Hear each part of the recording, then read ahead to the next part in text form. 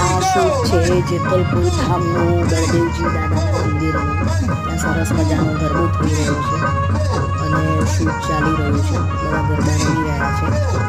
સરસ મજાની ફિલ્મ છે જેતલપુર ધામ બળદેવજી દાદા. સાગર લહેરાય જેતલપુર ધામની તો વાત જ ના થાય. બળદેવજી દાદાની પૂજવું ભરાય મારા જેતલપુર ધામની તો વાત જ ના થાય. સાચી સરદાનું સરનામું કહેવાય જેતલપુર ધામની તો વાત જ ના થાય. જેતલપુર ધામની તો વાત જ ના થાય.